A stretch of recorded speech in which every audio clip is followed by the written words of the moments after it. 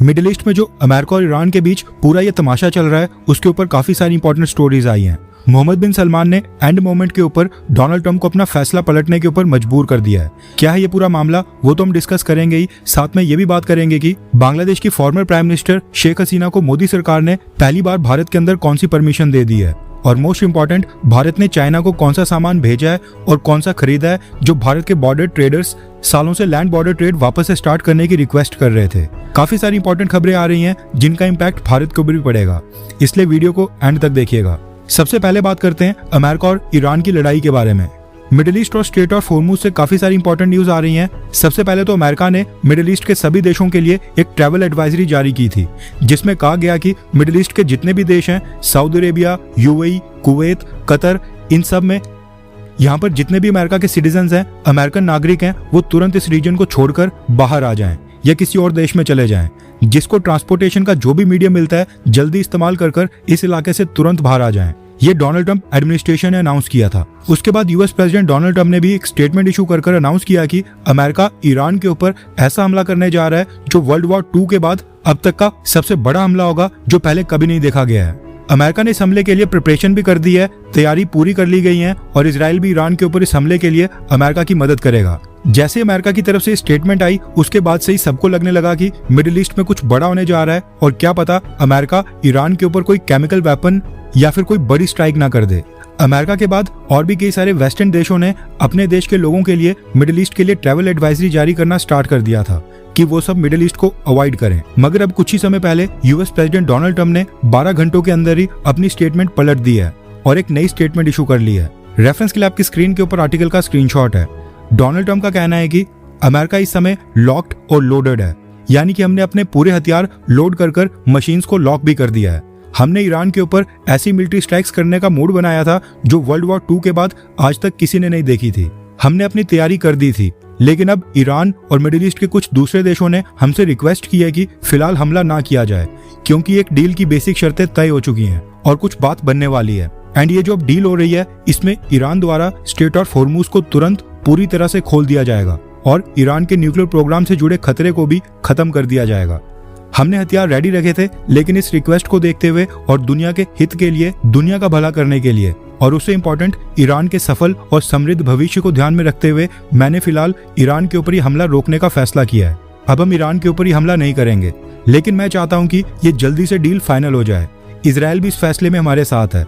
अब सभी लोग काम के ऊपर लग जाओ और इस डील को जल्दी से पूरा करो। ये कहना है डोनाल्ड ट्रंप का। अब ये अपनी बात से पलटने में थोड़ा भी समय नहीं लगाते हैं।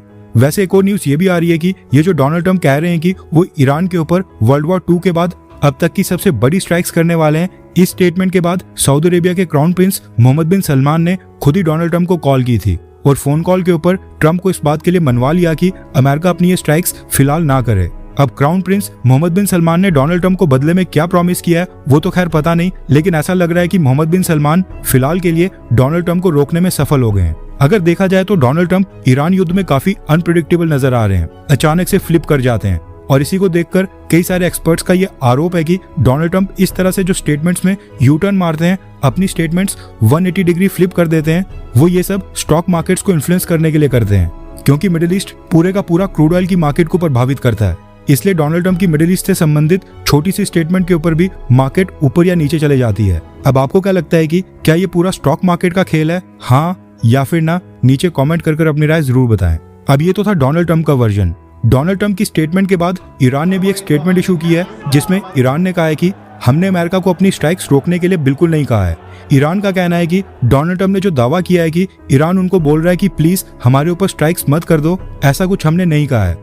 हम अमेरिका के हमलों का जवाब देने के लिए पूरी तरह से तैयार हैं और अगर हमारे ऊपर हमला हुआ तो फिर हमने भी अपने हथियारों का रुख मिडिल ईस्ट के तमाम देशों के ऑयल और गैस इंफ्रास्ट्रक्चर की ओर कर दिया है। अगर अमेरिका हमारे ऊपर हमला करता है तो हम एक बूंद भी तेल यहाँ से निकलने नहीं देंगे। ये कहना है ईरान का।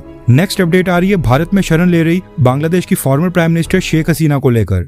रेफरेंस के लिए आपकी स्क्रीन के ऊपर आर्टिकल का स्क्रीनशॉट है। न्यूज निकल कर आ रही है कि ex prime minister Sheikh Hasina Bharat की राजधानी दिल्ली में 5 अगस्त को एक प्रेस कॉन्फ्रेंस करने वाली हैं। ये प्रेस कॉन्फ्रेंस फिलहाल के लिए ऑनलाइन वर्चुअल मोड से होगी। इसकी डेट 5 अगस्त बताई जा रही है। अब ये पहली बार होगा जब शेख हसीना भारत में शरण लेने के बाद मीडिया के सामने आएंगी और भारत समेत बांग्लादेश के लोगों के सामने अपनी बात रखेंगी। इससे पहले शेख हसीना ने फोन कन्वर्सेशंस के ऊपर इंटरव्यू दिए थे, लेकिन सामने आकर ये पहली बार बात करेंगी। अब ये देखना इंटरेस्टिंग होगा कि ऑनलाइन वर्चुअल मोड से जो प्रेस कॉन्फ्रेंस होने वाली है, इसमें शेख हसीना मीडिया पर्संस के कोई भी सवाल लेती हैं या फिर नहीं। अब ये जो 5 अगस्त की डेट दी गई है, इसकी भी बांग्लादेश के अंदर एक अलग इंपॉर्टेंस है। 5 अगस्त 2024 को बांग्लादेश में शेख हसीना की सरकार गिराने के लिए जुलाई अपराइजिंग डे घोषित किया गया था। अब ये जो जुलाई अपराइजिंग डे है, 5 अगस्त को उसकी 2nd एनिवर्सरी होगी, इसलिए सेम डे बांग्लादेश की former prime minister Sheikh Hasina ने प्रेस कॉन्फ्रेंस रखी है। साथ में यहाँ पर ये मेंशन करना जरूरी है कि ये जो शेख हसीना मीडिया के सामने आ रही हैं, ये कहीं ना कहीं भारत की सरकार के सपोर्ट से ही सामने आ रही हैं। मोदी सरकार ने इस चीज की परमिशन दी होगी, उसके बाद ही शेख हसीना ये प्रेस कॉन्फ्रेंस कर रही हैं। अब भारत की सरकार इसके ऊपर क्या बोलती है, हम वो भी कवर करेंगे, और बांग्लादेश की सरकार इसके ऊपर क्या रिएक्शन देती है, उसको भी हम अपने चैनल के ऊपर कवर करने वाले हैं। नेक्स्ट अपडेट आ रही है वेस्ट बंगाल से, और ये भारत के फुटबॉल फैंस के लिए तो बहुत ही बड़ी न्यूज है। न्यूज निकल कर आ रही है कि ब्राजील की फुटबॉल टीम एक फ्रेंडली मैच खेलने के लिए भारत आ रही है। 3 अक्टूबर को इंडिया की टीम के साथ एक फ्रेंडली मैच खेला जाएगा, और ये मैच 3 अक्टूबर को कोलकाता के सॉल्ट लेक स्टेडियम में खेला जाएगा। पिछली बार ममता बनर्जी के सीएम रहते जब लायनल मेसी भारत आए थे, उस समय हमने देखा था कि कोलकाता में क्या हुआ था। आई होप इस बार सब कुछ अच्छे से मैनेज हो जाए। वैसे आपको क्या लगता है कि क्या इतने सारे प्रयास करने के बाद भी भारत में फुटबॉल की वो फैन फॉलोइंग बन पाएगी जो क्रिकेट की है? हाँ या फिर ना, नीचे कमेंट कर अपनी राय जरूर बताएं, और ये भी बताएं कि भारत में फुटबॉल इतना पॉपुलर क्यों नहीं हो पा रहा है, क्या कमियां रह रही हैं। नेक्स्ट अपडेट आ रही है भारत और चाइना को लेकर। जैसा कि हमने आपको बताया था कि भारत और चाइना ने सिक्किम के नथुला पास के ऊपर स्थित इंडिया चाइना बॉर्डर क्रॉसिंग से ट्रेड को वापस से स्टार्ट कर दिया है। 1 अगस्त को इस रूट से बायलैटरल ट्रेड स्टार्ट हुआ है।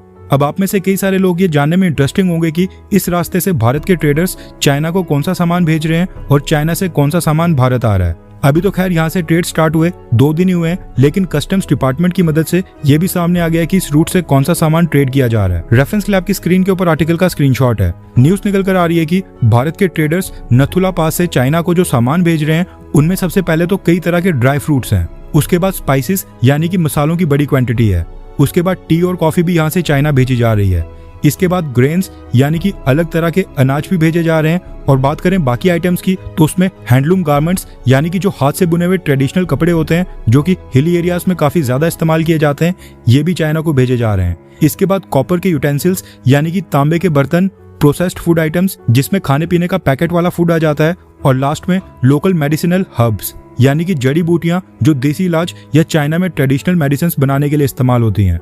अब ये तो था वो सामान जो भारत के ट्रेडर्स ने चाइना वाली साइड भेजा है। अब बात करते हैं उस सामान की जो लैंड बॉर्डर्स के जरिए चाइना से भारत आ रहा है। इसमें सबसे पहले है हाई क्वालिटी पश्मीना ऊन, उसके बाद रॉ वूल, यॉक हेयर यानी कि यॉक के बाल, शेप स्किन्स यानी कि भेड़ की खाल जिससे कई तरह के प्रोडक्ट बनते हैं, उसके बाद कारपेट्स और कालीनें भी चाइना से भारत आ रही हैं, उसके बाद चाइनीज क्ले जिसको सफेद मिट्टी भी कहा जाता है, ये भी चाइना भारत भेज रहा है, और लास्ट में कई तरह के हर्बल प्रोडक्ट्स चाइना भारत को भेजता है यहाँ से।